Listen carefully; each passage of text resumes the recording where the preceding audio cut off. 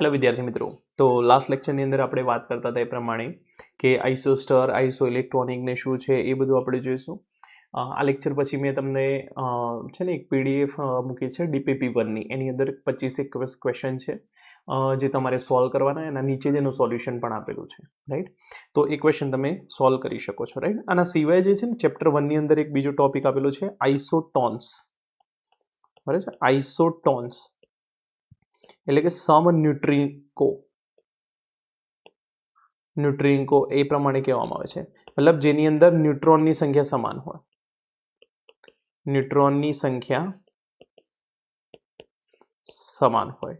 એક આ વસ્તુ આપણે ખાસ ધ્યાન રાખજો કે આઇસોટોન્સનું પૂછી લે તો એક આ વસ્તુ યાદ રાખજો. હવે આપણને ખબર છે કે ન્યુટ્રોનની સંખ્યાનો ફોર્મ્યુલા શું હતો? A-Z જેટલો હતો ને. તો જેની અંદર A-Z ની સંખ્યા સમાન હોય એ બધા એકબીજાને શું કહેવાય? તમારા આઇસોટોન્સ. તો એક આ વસ્તુ આપણે ખાસ ધ્યાન આપવાની.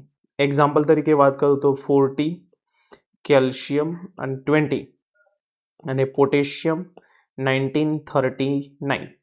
હવે તમે ધ્યાનથી જુઓ કે આ જે છે તમારી એની વેલ્યુ છે અને આ જે છે તમારી ઝેડની વેલ્યુ છે. તો અહીંયા A-Z ની વેલ્યુ એટલે કે ન્યુટ્રોનની સંખ્યા કેટલી થશે? તો ન્યુટ્રોનની સંખ્યા તમારી થશે અહીંયા તમારી 20. તો 20 ન્યુટ્રોન થયા. આની અંદર પણ જુઓ તમારો 39 - 19 એટલે કે ન્યુટ્રોનની સંખ્યા કેટલી થઈ? તમારી 20. તો આની અંદર પણ ન્યુટ્રોન થઈ ગયા 20. તો આ એ બંને એકબીજાને શું કહેવાય? તમારા આઇસોટોન્સ એટલે કે સમન્યુટ્રિકો. શું અહીં સુધી ક્લિયર છે કે નથી? તો એક આ વસ્તુ યાદ રાખવાની. આના સિવાય એક આવે છે આઇસોડાયાફર્સ. 99% તો આ બધું ના આવે કારણ કે આ બધું શું જેઈ અને જેઈ એડવાન્સમાં આવતું હોય છે. તો આઇસોડાયાફર્સ માટે હાલ તમે યાદ રાખી લેજો કે જેની A-2Z ની સંખ્યા A-2Z ની સંખ્યા સમાન હોય એ બધાને એકબીજાના જે છે ને તમારા આઇસોડાયાફર્સ કહેવાય. શું કહેવાય? આઇસોડાયાફર. તો એક આ વસ્તુ આપણે ખાસ ધ્યાન આપવાની. એક્ઝામ્પલ તરીકે હું તમને આપું તો 7 લિથિયમ 3 એક આ છે અને બીજું છે તમારો કાર્બન 16 36 13. તો અહીંયા તમે જુઓ તમારી A-2Z ની સંખ્યા કેટલી થાય તમારી? તો A-2Z એટલે A છે તમારો 7, 2Z એટલે 3 × 2 તો આ થઈ ગયા તમારા 6 = 1. આની અંદર પણ જુઓ A-2Z કેટલા થશે? તો A ની વેલ્યુ છે 13 અને 2Z એટલે 6 × 2 એટલે 12 = 1. તો આની અંદર તમારા A-2Z ની સંખ્યા સમાન છે એટલા માટે આ બંનેને એકબીજાને કહેવાશે તમારા આઇસોડાયાફર્સ. શું કહેવાશે? આઇસોડાયાફર્સ. તો આ જે છે થોડું એક્સ્ટ્રા છે એ થોડું ધ્યાન આપજો. નહીં કરો તો ચાલશે પણ એકવાર સિમ્પલ કોન્સેપ્ટ છે તો ધ્યાન આપશો તો સારું રહેશે. ઓકે. તો એક આ બે કોન્સેપ્ટ જે છે ને એ થોડા તમારા ક્લાસ નોટની અંદર એડ કરી દેવાના, રાઈટ. ઓકે. હવે જે વચ્ચેનો ભાગ જે છે આપણું લાઈક શ્રોડિંજર વેવ ઇક્વેશન છે, પછી એના આગળ પણ ઘણા બધા મોડેલ્સ છે લાઈક બોહરનું મોડેલ, હાઇડ્રોજન સ્પેક્ટ્રમ, એ બધું આપણે એટોમિક સ્ટ્રક્ચર 2ની અંદર આપણે ચર્ચા કરીશું કારણ કે હાલ આપણે કામ કરવાનું છે કોન્ફિડન્સ ગેઇન કરવાનું છે, રાઈટ. ફાઇન. તો હવે આપણે સ્ટાર્ટ કરી દઈએ આપણું quantum mechanical model of atom. Quantum mechanical model of an atom. તો વચ્ચે છે ને ઘણા બધા અલગ અલગ મોડલ્સ આવ્યા અને એના ઉપરથી હવે આપણે જે છે ને એક ફાઇનલ મોડલ તરફ જઈ રહ્યા છીએ. તો ફાઇનલ મોડલ કેવું છે? તો એવું માનવામાં આવે છે કે ઇલેક્ટ્રોન જે આપણો પરમાણુ જે છે એ ગોળાકાર છે. એની વચ્ચે જે કેન્દ્ર રહેલું છે, આ જે તમારું કેન્દ્ર રહેલું છે, કેન્દ્રની આસપાસ એક વર્તુળાકાર માર્ગમાં ઇલેક્ટ્રોન જે છે એ તમારા ગતિ કરે છે. આ જે વર્તુળાકાર માર્ગ છે જેને કક્ષા કહેવામાં આવે છે, જે આપણે શરૂઆતમાં પણ આપણે વાત કરી હતી. તો અહીંયા તમે જોઈ શકો છો એ પ્રમાણે પહેલો માર્ગ એટલે કે કક્ષા નંબર 1, બીજો માર્ગ એટલે કે કક્ષા નંબર 2, ત્રીજો માર્ગ એટલે કક્ષા નંબર 3 અને ચોથો માર્ગ એટલે કે કક્ષા નંબર 4. તો આ અલગ અલગ વર્તુળાકાર માર્ગ ઉપર ઇલેક્ટ્રોન જે છે એ ગતિ કરે છે, રાઈટ. આ જે વર્તુળાકાર માર્ગ જે છે એને તમારી કક્ષા કહેવામાં આવે છે અને ઇલેક્ટ્રોન જે જગ્યાએ મળી આવે છે, જે જગ્યાએ તમારું ઇલેક્ટ્રોન મળી આવશે એને કહેવામાં આવે છે કક્ષક. કક્ષક એટલે કે તમારું સબશેલ, બરાબર છે. અને કક્ષા એટલે તમારી શેલ અથવા ઓર્બિટ. તો એક આ વસ્તુનું આપણે ખાસ ધ્યાન દેવાનું રહેશે. ઓકે, હવે આ તમે ધ્યાનથી જુઓ કે આ તમારી કક્ષા number 1 n is equal to 1, આ તમારી કક્ષા નંબર 2 એટલે કે n ઇઝ ઇક્વલ ટુ 2, આ તમારી કક્ષા નંબર 3 એટલે કે n ઇઝ ઇક્વલ ટુ 3, અને આ તમારી કક્ષા number 4 is equal to n is equal to 4. તો સાયન્ટિસ્ટ લોકોએ આને એક આલ્ફાબેટ ઓર્ડરમાં નામ આપવામાં આવ્યું. તો પહેલી કક્ષા જે છે જેને તમારું K કહેવામાં આવ્યું, બીજી કક્ષા જે છે તમારું L કહેવામાં આવ્યું, ત્રીજી જે કક્ષા છે તમારે M કહેવામાં આવ્યું, અને એના પછી તમારી N કહેવામાં આવ્યું, પછી O, P, Q એવી રીતે. રાઈટ? તો K, L, M, N આપણે આ ખાસ તરીકે ધ્યાન રાખવાનું. બરાબર છે? હવે આ જે કક્ષાઓ જે છે ને એ શું સૂચવે છે? તો આ કક્ષાઓ સૂચવે છે તમારું ઉર્જા સ્તર. કક્ષાઓ શું સૂચવે છે? તમારું ઉર્જા સ્તર, કે કયા ઉર્જા સ્તરમાં તમારો ઇલેક્ટ્રોન રહેલો છે. તો આ એક વસ્તુ ખાસ પ્રશ્ન પૂછાય છે કે કક્ષાઓ એકચ્યુઅલમાં શું દર્શાવે છે? તો એ દર્શાવે છે તમારું ઉર્જા સ્તર. શું દર્શાવે છે? ઉર્જા સ્તર. ઓકે, હવે એક વસ્તુ તમે ધ્યાનથી જુઓ કે જો તમારે ઉર્જાનો ક્રમ શોધવો હોય, તો સૌથી ઓછી ઉર્જા થાય તમારી K એટલે કે પહેલી કક્ષાની, એના પછી L, એના પછી M, એના પછી N એન્ડ સો ઓન. તો જેમ જેમ આપણે કેન્દ્રથી દૂર જતા જશું, એ પ્રમાણે જે છે તમારી ઉર્જા એટલે કે જે તમારી કક્ષા છે એની ઉર્જામાં જે છે એ વધારો થતો જાય છે. રાઈટ? એટલે કે ઊંચા ઉર્જા સ્તર તરફ જઈએ છીએ. રાઈટ?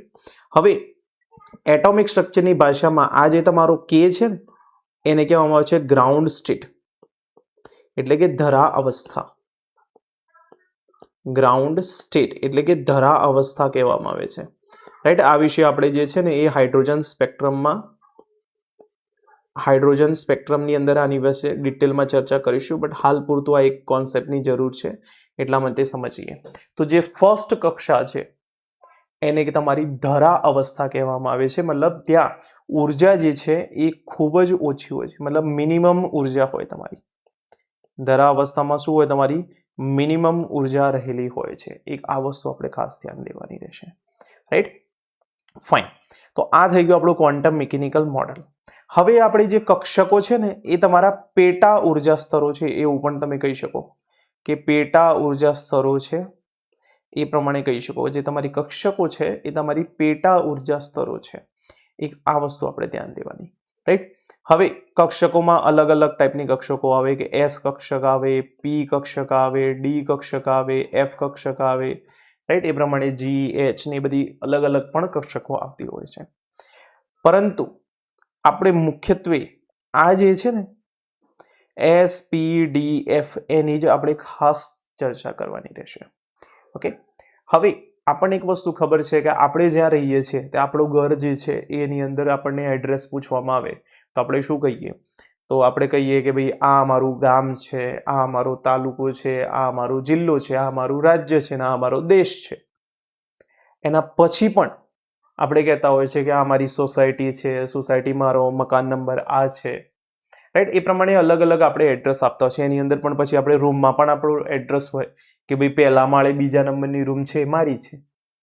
તો આ પ્રમાણે ઇલેક્ટ્રોન છે એ પણ પરમાણુની અંદર ક્યાં રહેલો છે, એનું એડ્રેસ શું છે, તો એડ્રેસ જાણવા માટે અલગ અલગ ક્વોન્ટમ નંબર્સનો ઉપયોગ કરવામાં આવ્યો છે.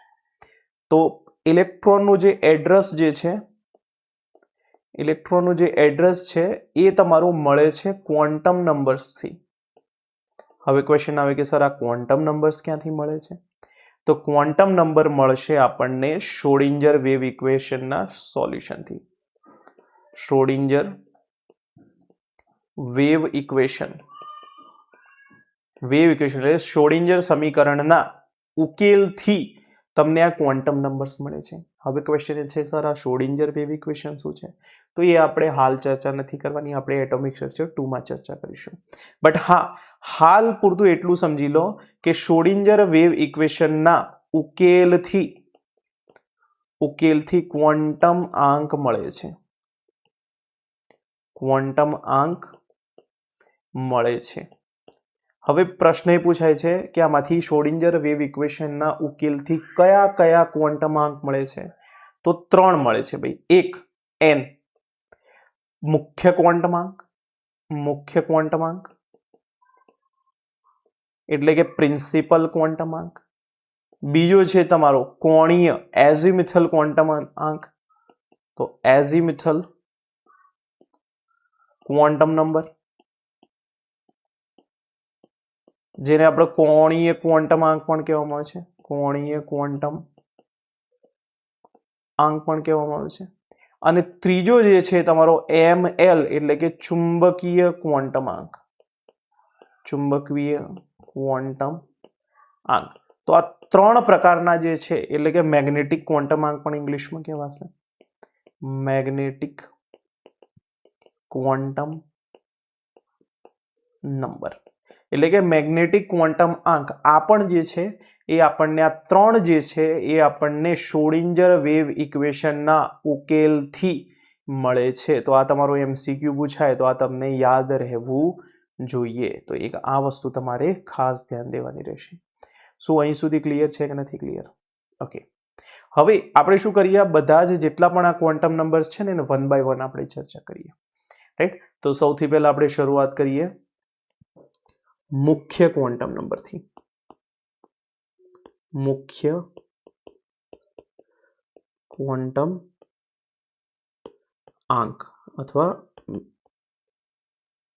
મુખ્ય ક્વોન્ટમ આંક, જેને આપણે શોર્ટમાં N કહેવામાં આવે છે અને ઇંગ્લિશમાં આને કહેવામાં આવે છે પ્રિન્સિપલ ક્વોન્ટમ નંબર. હવે જો પ્રિન્સિપલ ક્વોન્ટમ નંબર શું છે, તો પ્રિન્સિપલ ક્વોન્ટમ નંબર કઈ જ નહીં, કક્ષા નંબર છે. પ્રિન્સિપલ ક્વોન્ટમ નંબર કઈ નહીં પણ આ શું છે, તમારું કક્ષા નંબર રહેલું છે. હવે ધ્યાનથી જોજો, તો જો સપોઝ માની લો તમારું n = 1 છે, એટલે કે કક્ષા નંબર કયો થઈ ગયો તમારું, કક્ષા નંબર 1. તો આનો તમારો મુખ્ય ક્વોન્ટમ નંબર જે છે, મુખ્ય ક્વોન્ટમ નંબર, મુખ્ય ક્વોન્ટમ આંક એ જે છે તમારું થઈ જશે 1. તો n = 2 છે, તો એનો તમારો મુખ્ય ક્વોન્ટમ આંક, મુખ્ય ક્વોન્ટમ આંક એ થઈ જશે 2.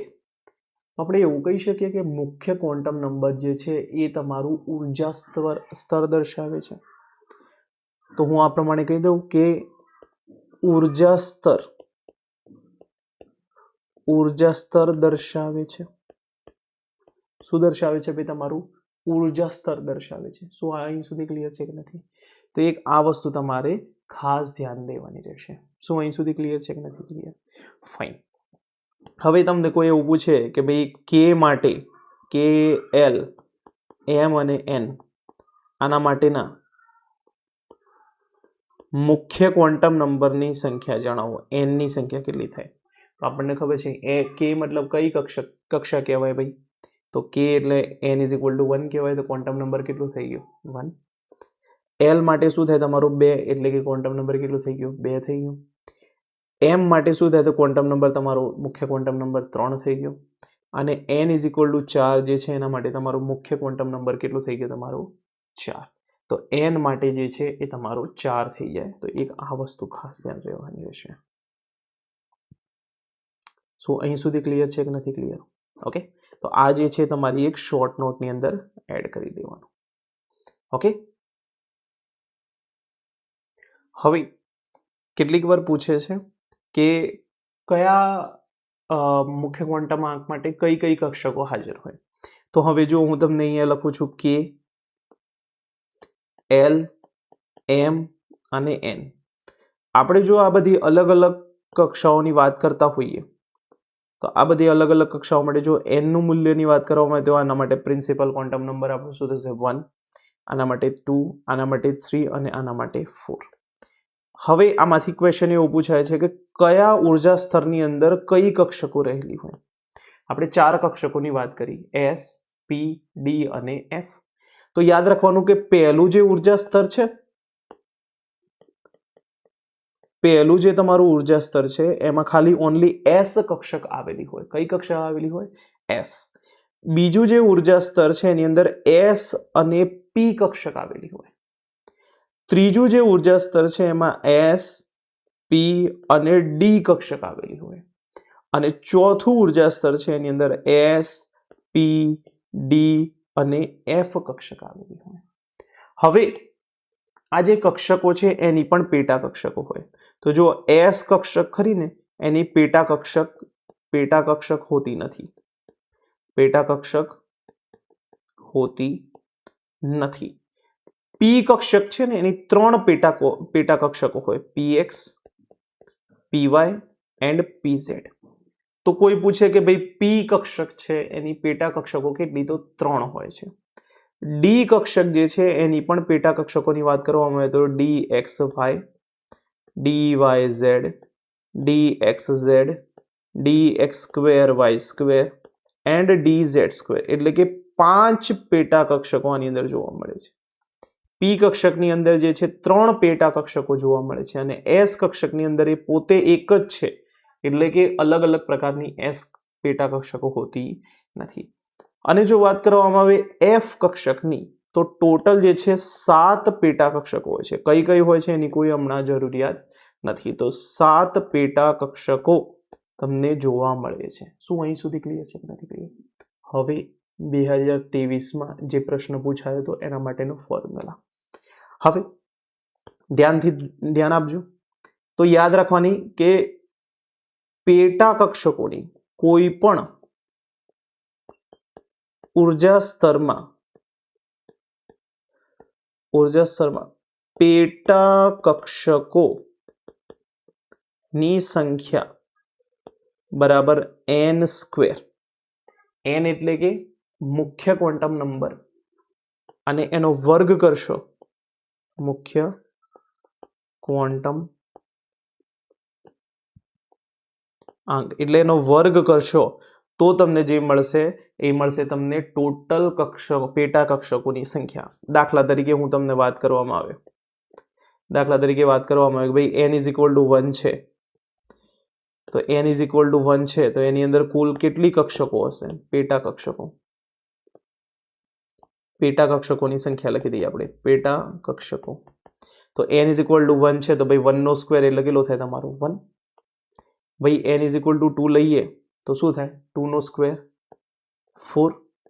n = 3 લો તો 3 નો સ્ક્વેર કેટલો થયો? 9. n = 4 લો તો 4 નો સ્ક્વેર કેટલો થયો? 16. તો 16 પેટા કક્ષકો ચોથા ઉર્જા સ્તરમાં હોય છે. હવે ધ્યાનથી જોજો આ કઈ આવે. તો આની અંદર ખાલી ઓનલી એસ આવે. આ 4 કઈ છે? તો એક એસ, એક પીએક્સ, પીવાય અને પીઝેડ. અહીં કઈ છે ભાઈ? તો આપણને ખબર છે કે થર્ડ ઉર્જા સ્તરની અંદર માત્ર એસ, પી અને ડી જ આવેલી હોય. તો અહીં ધ્યાન આપો કઈ હશે?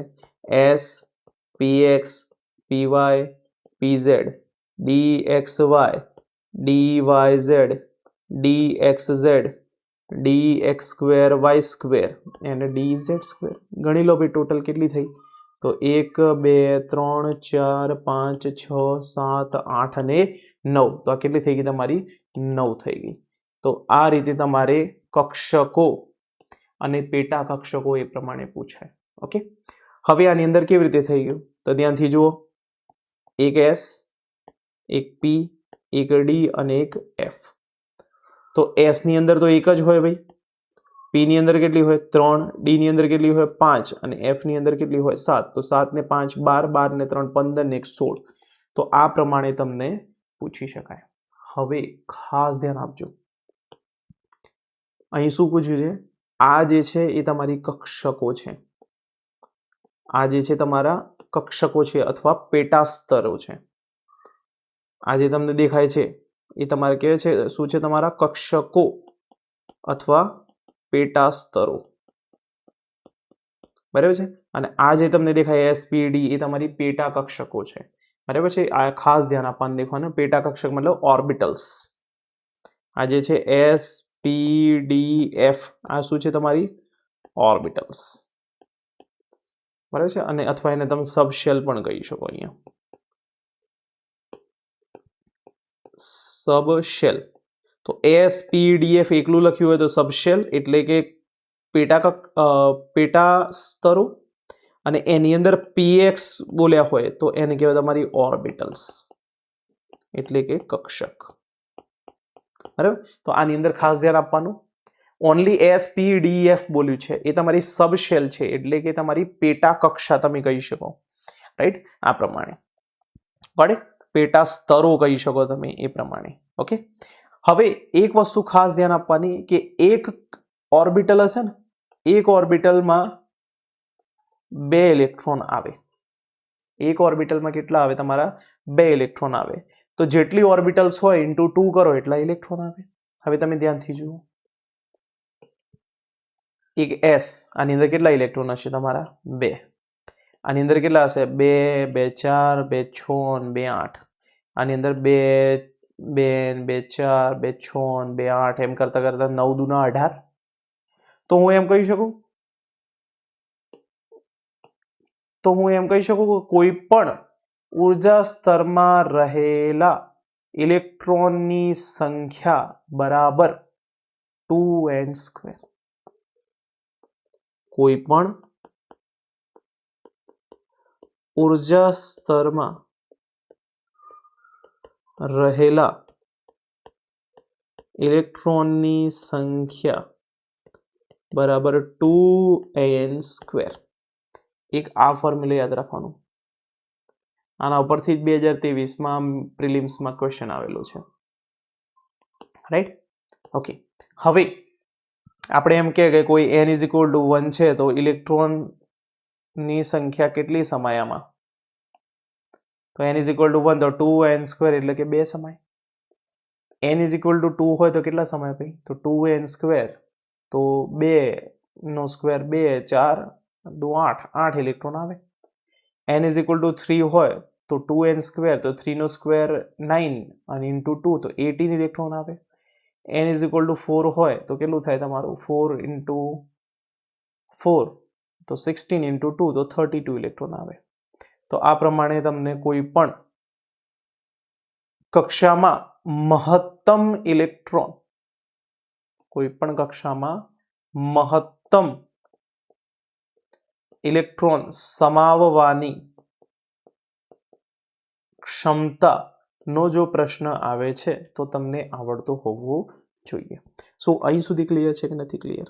Okay, fine. હવે આપણે વાત કરીએ નેક્સ્ટ ક્વેશ્ચનની. ક્વેશ્ચનમાં એવું પૂછ્યું છે કે એમ કક્ષામાં રહેલી કક્ષકોની સંખ્યા ખાલી જગ્યા છે અને તેમાં મહત્તમ ઇલેક્ટ્રોન સમાવવાની ક્ષમતા ખાલી જગ્યા છે. આના પછી હું ડીપીપીમાં જે ક્વેશ્ચન આપીશ એ તમારે સોલ્વ કરવાના. ઓકે. હવે જો એમ કક્ષામાં રહેલી કક્ષકોની સંખ્યા ખાલી જગ્યા છે તો કક્ષકોની સંખ્યા માટેનું સૂત્ર શું હતું તમારું? n². બરાબર છે. અને મહત્તમ ઇલેક્ટ્રોન સંભાવવાની ક્ષમતા શું હતી તમારી? 2n². હવે ક્વેશ્ચન એ છે કે n નું મૂલ્ય કેટલું? તો ભાઈ m માટે n નું મૂલ્ય કેટલું જરા વિચારો. KLM, m મતલબ n = 3. તો મૂકી દો ભાઈ 3 નો સ્ક્વેર તો થઈ ગયા કેટલો તમારો 9 અને અહીંયા 3 નો સ્ક્વેર ઇન્ટુ 2 એટલે 18. તો જવાબ શું આવે? 9 અને 18. આ ટાઈપનો પ્રિલિમ્સમાં ક્વેશ્ચન આવી શકે છે, તો આનું ખાસ ધ્યાન દેવાનું રહેશે. ઓકે, ચલો હવે આપણે આપણા સેકન્ડ ક્વોન્ટમ નંબરની વાત કરીએ. એઝિમ્યુથલ ક્વોન્ટમ નંબર. એઝિમ્યુથલ ક્વોન્ટમ નંબર, જેને આપણે શોર્ટમાં એલ તરીકે દર્શાવીએ છીએ. તો એઝિમ્યુથલ ક્વોન્ટમ નંબર એટલે કે તમારો કોણીય ક્વોન્ટમ આંક. કોણીય ક્વોન્ટમ આંક. તો કોણીય ક્વોન્ટમ આંક જે છે એ એલ દ્વારા દર્શાવવામાં આવે છે. હવે એલ શું છે? તો એલ નું મૂલ્ય બરાબર 0 થી n-1 જેટલું હોય. એલનું મૂલ્ય કેટલું હોય તમારું 0 થી n-1 જેટલું હોય. એટલે કે આપણે એવું કહી શકીએ કે એલનું મૂલ્ય n ઉપર આધાર રાખે છે. n ઉપર આધાર રાખે છે. એક આ વસ્તુ આપણે યાદ રાખવાની કે એલનું મૂલ્ય જે છે એ n ઉપર આધાર રાખે છે. આ વસ્તુ આપણે ખાસ ધ્યાન રાખવાની રહેશે. ઓકે, ચલો એક કામ કરીએ, આપણે n = 1, 2, 3 અને 4 લઈએ અને આના માટે એલના મૂલ્યો જે છે ને એ આપણે શોધી દઈએ. ચલો n = 1 હોય તો એલનું મૂલ્ય કેટલું થાય ભાઈ?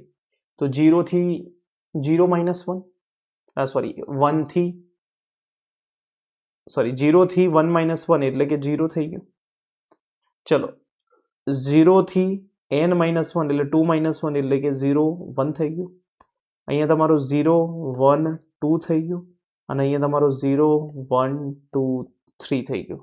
તો આ અલગ અલગ મૂલ્યો જે છે એ તમારા એલ માટે મળે છે.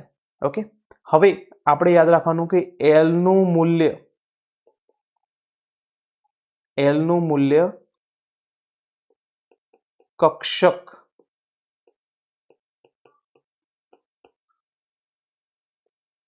સૂચવે છે. એલનું મૂલ્ય કક્ષક સૂચવે છે.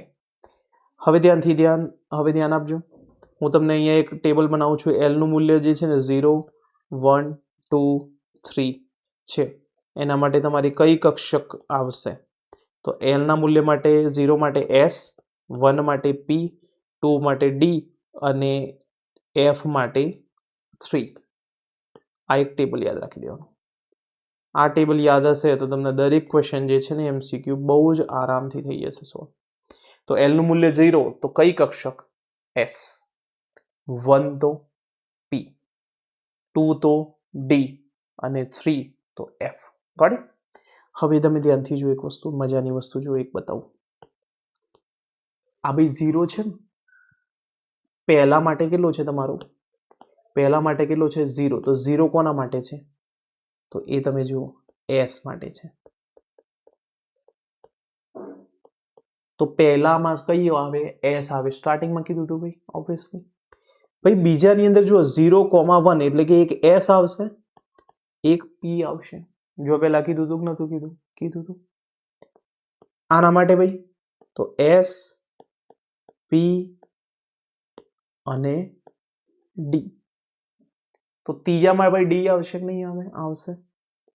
ચોથામાં S, P, D અને F આવે કે ના આવે ભાઈ? આવે.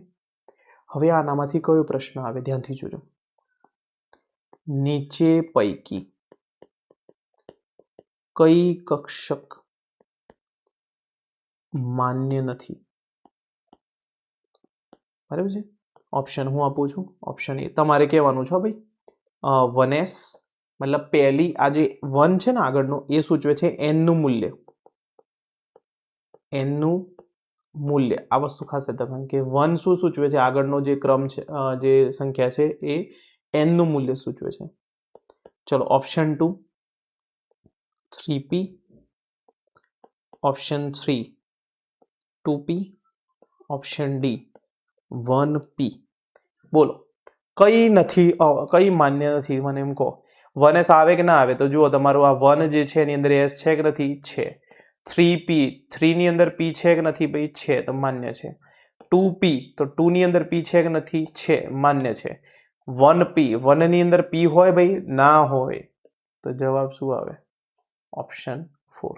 આ પ્રમાણે કરી શકાય કે ના કરી શકાય? ચલો એક બીજો એક સવાલ પૂછું છું. એની અંદર હું તમને ફરીથી એક ઓપ્શન આપું. Option A 1S, option B 3D, option C 4F, option D 2D. નીચેનામાંથી કઈ ના હોય ભાઈ? અમાન્ય છે. બોલો ભાઈ જલ્દીથી જવાબ. યસ, કઈ હોય ભાઈ જવાબ? તો જવાબ આવે ભાઈ D. ભાઈ 2 માં D ના જ હોય. D ની શરૂઆત 3 થી થાય, P ની શરૂઆત 2 થી થાય અને F ની શરૂઆત 4 થી થાય. આ વસ્તુ ખાલી યાદ રાખવાની. આટલું કરતા સાથે તમારો પ્રશ્ન આરામથી સોલ્વ થઈ જશે ભાઈ. શું આ વસ્તુ ક્લિયર છે કે નથી ક્લિયર? Okay fine. હવે એલ ના મૂલ્યો કેટલા મળશે એ વસ્તુનો એક પ્રશ્ન પૂછાય છે કે ભાઈ n બરાબર 1 છે તો n ના મૂલ્યો કેટલા, l ના મૂલ્યો કેટલા મળશે? તો ભાઈ એક મૂલ્ય મળ્યું ને તમને. n બરાબર 2 છે તો l ના કેટલા મૂલ્યો મળ્યા ભાઈ તમને? 2 મળ્યા. n બરાબર 3 છે તો l ના મૂલ્યો કેટલા મળ્યા ભાઈ તમને? તો 0 1 2 મળ્યા. કેટલા મળ્યા ભાઈ? 0 1 2 મળ્યા.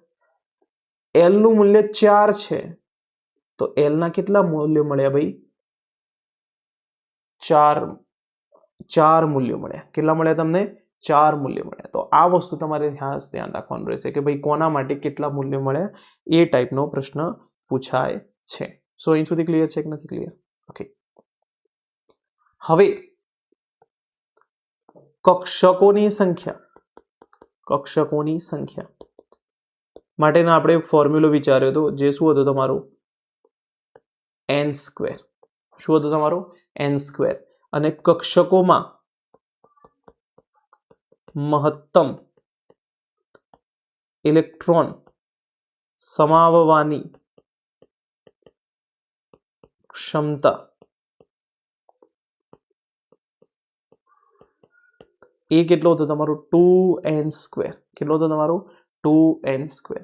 હવે એક બીજો ફોર્મ્યુલા યાદ રાખવાનો l ના ટર્મ્સમાં. તો કક્ષકોની સંખ્યા થશે તમારી 2l + 1. કેટલી થશે તમારી?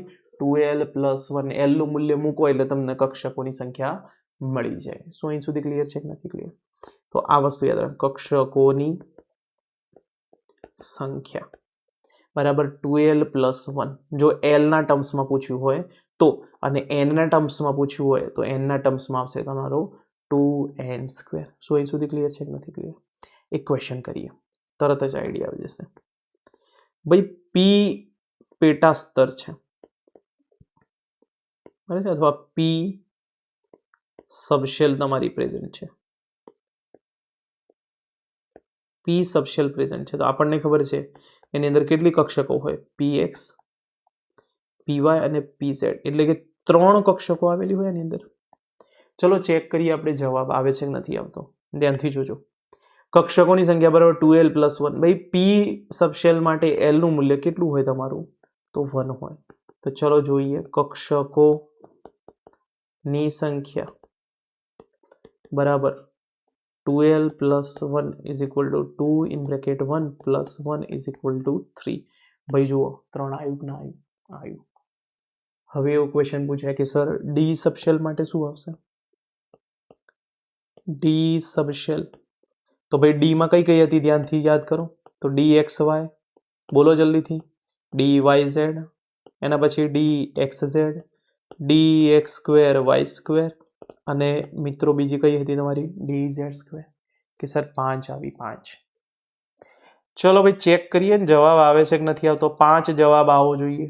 ભાઈ ડી સબશેલ માટે l નું મૂલ્ય કેટલું હતું? તો યાદ કરો, ટેબલ જુઓ આવી રહ્યું. જુઓ ભાઈ, ડી માટે કેટલું છે? 2 છે ને. ચલો ચેક કરીએ. તો ડી માટે l નું મૂલ્ય કેટલું થાય? 2. ચલો મૂકો. કક્ષકોની સંખ્યા બરાબર શું થાય ભાઈ? 2l + 1. તો 2 × 2 + 1 = 5. ભાઈ આયા કે ના આયા? 5 આયા છે. તો જુઓ 5 આવી ગયા. તો 5 આવી ગયો તો આપણો જવાબ રેડી છે. ભાઈ એફ માટે કેટલી કીધી હતી મેં તમને? એફ સબશેલ આપ્યું હોય, એફ સબશેલ કે સર તમે એવું કીધું હતું કે 7 આવી જોઈએ. ચલો ચેક કરીએ. તો એલ ની વેલ્યુ કેટલી છે? 3. માટે કક્ષકોની સંખ્યા ચેક કરીએ. કક્ષકોની સંખ્યા બરાબર 2l + 1 = 2 (3 + 1. કે સર 7 આવી ગયું? હા ભાઈ આવી ગયું. તો અહીંયા કેટલું આવે તમારું? 7. કેટલું આવે? આ પ્રમાણે ક્લિયર છે ને?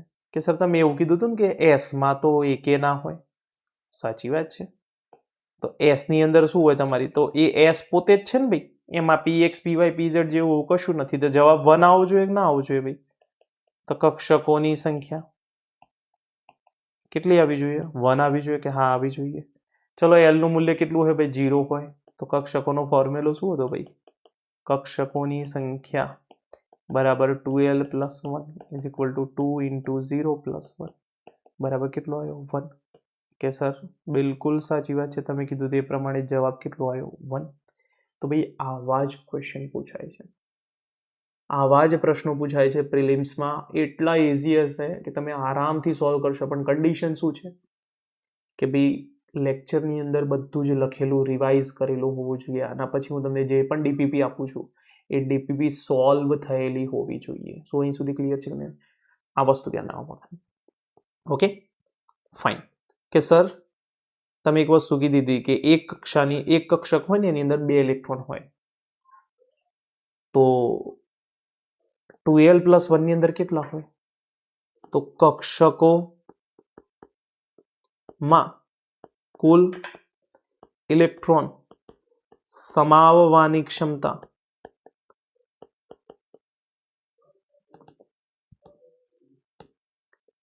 શું થાય ભાઈ ક્ષમતા તો 2 × 2l + 1 ભાઈ આગળ 2 વડે ઉડાડી દો મતલબ મલ્ટીપ્લાય કરી દો તો જવાબ શું થઈ જાય 2 × 2l + 1 તો આ ક્વેશ્ચન પૂછાય તો પણ આવડવો જોઈએ ક્લિયર છે કે નથી ક્લિયર ઓકે એક ક્વેશ્ચન પૂછું આવડવું જોઈએ હવે તો ધ્યાનથી જુઓ ભાઈ પી સબશેલ એટલે કે પેટા કક્ષા કહી શકો તમે પી સબશેલમાં કુલ ઇલેક્ટ્રોન સમાવવાની ક્ષમતા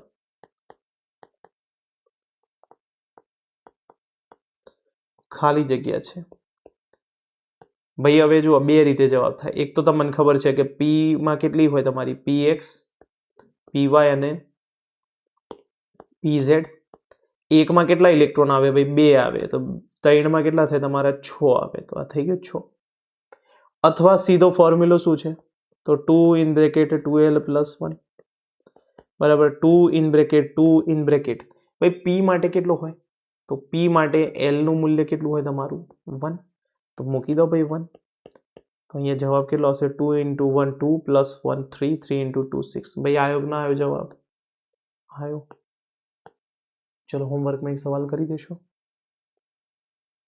તો હોમવર્કમાં કરવાનું તમારે d s d and f સબશેલમાં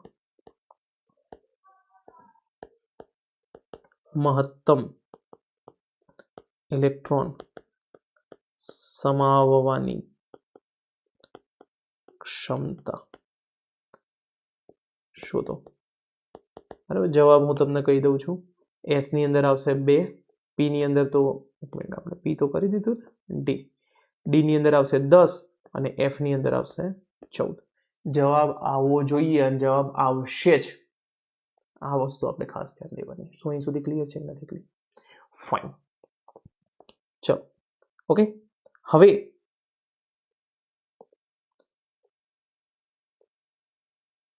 એક બીજો પ્રશ્ન પૂછાય છે કે આ સપોઝ માની લો કે આપણો વર્તુળાકાર માર્ગ છે બરાબર છે આ સપોઝ માની લો વર્તુળાકાર માર્ગ છે હવે આ ટાઈપનો એક ક્વેશ્ચન આવે છે કે આ સપોઝ માની લો કે આપણું કેન્દ્ર છે બરાબર છે અને n જે છે એ n કક્ષામાં આપણો જે ઇલેક્ટ્રોન જે છે વર્તુળાકાર માર્ગે ગતિ કરે છે બરાબર છે તો આનું કોણીય વેગમાન કેટલું હોવું જોઈએ તો આનું કોણીય વેગમાન જે છે ને nh/2π જેટલું હોવું જોઈએ કેટલું હોવું જોઈએ તમારું nh/2π જેટલું બરાબર છે તો હવે કોઈ પૂછે કે ભાઈ n = 1 માં કોણીય વેગમાન કેટલું હોવું જોઈએ કોણીય વેગમાન કેટલું હોવું જોઈએ તો n = 1 મૂકી દો ભાઈ તો h/2π જેટલું અને બીજી એક વસ્તુ યાદ રાખવાની કે h/2π ને છે ને h કટ કહેવામાં આવે છે શું કહેવામાં આવે છે h કટ ચલો તો n = 2 હોય તો n = 2 માં કેટલું હોવું જોઈએ તો 2h/2π તો આને આપણે એવું કહી શકીએ 2h કટ આવું કહેવાય તો n = 3 હોય તો n = 3 માં શું હોય તમારું 3h/2π તો આ કેટલું થઈ જાય તમારું 3h કટ. કેટલું થઈ જાય તમારું 3h કટ. તો એક આ ફોર્મ્યુલો ખાસ યાદ રાખવાનો. એક આ પણ તમારો સીધો જે છે ને એ પ્રિલિમ્સમાં ક્વેશ્ચન આવી શકે છે. બરાબર, કોણીય વેગમાન વાળો પ્રિલિમ્સમાં ક્વેશ્ચન આવી શકે છે. સો અહીં સુધી ક્લિયર છે કે નથી ક્લિયર? ફાઇન. હવે માની લો કે n કક્ષાની અંદર રહેલા ઇલેક્ટ્રોનનું કોણીય વેગમાન આપણે L ના ટર્મ્સમાં નીકાળવું છે. કોણીય વેગમાન L ના ટર્મ્સમાં નીકાળવું છે. તો યાદ રાખવાનું એનો ફોર્મ્યુલા છે h/2π √L × L + 1. તો એક આ ફોર્મ્યુલા પણ યાદ રાખવાનો. L ના ટર્મ્સમાં નીકાળવું છે. માની લો કે આપણી P કક્ષાની અંદર માની લો P કક્ષામાં ઇલેક્ટ્રોનનું કોણીય વેગમાન શોધો, આવો પ્રશ્ન પૂછાયો છે. બરાબર છે. તો આપણે શું કરવાનું? P માટે સૌથી પહેલા L નું મૂલ્ય શોધો ભાઈ. તો L નું મૂલ્ય કેટલું આવે? 1. માટે ઇલેક્ટ્રોનનું કોણીય વેગમાન ઇઝ ઇક્વલ ટુ શું આવશે તમારું? h/2π √1 × 1 + 1 is equal to √2 h/2π is equal to √2h cut. આ પ્રમાણેનો પણ પ્રશ્ન આવી શકે છે. બરાબર છે. હવે હું તમને હોમવર્કમાં ક્વેશ્ચન આપું છું કે S, D એન્ડ F માટે ઇલેક્ટ્રોનનું કોણીય વેગમાન શોધો. જવાબ હું અહીંયા તમને આપી દઉં છું કે આનો જવાબ આવશે 0. આનો જે જવાબ જે છે એ તમે કેટલો આવશે? તો અહીંયા તમારો L નું મૂલ્ય કેટલું આવશે ભાઈ? આના માટે D માટે 2. તો 2 + 1 3 × આ પ્રમાણે. ચલો હું જ અહીંયા ગણતરી, એક કામ કરો, પહેલાં વિડીયો પોઝ કરો, જાતે ગણતરી કરો, પછી હું અહીંયા સોલ્યુશન કરું. ઓકે, આઈ થિંક હવે તમારો જવાબ આવી ગયો છે. તો આપણે ગણી દઈએ D માટે. તો D માટે L નું મૂલ્ય 2 થાય. માટે કોણીય વેગમાન is equal to h/2π √L × L + 1 is equal to h/2π √2 × 2 + 1 is equal to 2 + 1 3 3 × 2 6. તો √6h કટ આવી ગયો હશે. ક્લિયર છે કે નથી ક્લિયર? આ જ પ્રમાણે F માટે હવે તમે જાતે શોધી દેશો. કંઈ જવાબ આપવાની પણ મને નથી લાગતું કોઈ જરૂરિયાત છે. સો અહીં સુધી ક્લિયર છે? ઓકે. નાઉ હવે આપણે લાસ્ટ અહીંયા કોન્સેપ્ટ કરી દઈએ. હવે આપણે કોઈ પણ કક્ષા હોય ને, કોઈ પણ કક્ષક, તો કોઈ પણ કક્ષકને આપણે આ પ્રમાણે દર્શાવીએ. માની લો કે S કક્ષક છે તો NS, P કક્ષક છે તો NP, D કક્ષક છે તો ND અને F કક્ષક છે તો NF તરીકે આપણે દર્શાવીએ છીએ. જ્યાં N શું છે? તો N છે તમારો મુખ્ય ક્વોન્ટમ આંક. N શું છે? તમારો મુખ્ય ક્વોન્ટમ આંક. શું અહીં સુધી ક્લિયર છે કે નથી ક્લિયર? હવે આપણને ખબર છે કે આ તો શું દર્શાવે ભાઈ? ઉર્જા સ્તર. મુખ્ય ક્વોન્ટમ આંક શું દર્શાવે? તમારું ઉર્જા સ્તર દર્શાવે છે.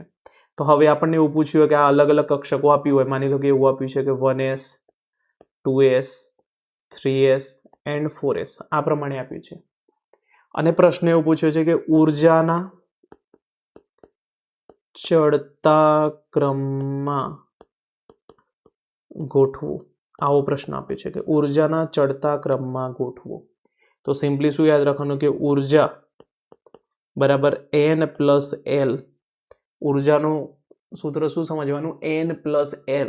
મતલબ કે જેનું N + L નું મૂલ્ય વધુ હશે એની ઉર્જા પણ કેવી હશે? તમારી વધુ હશે.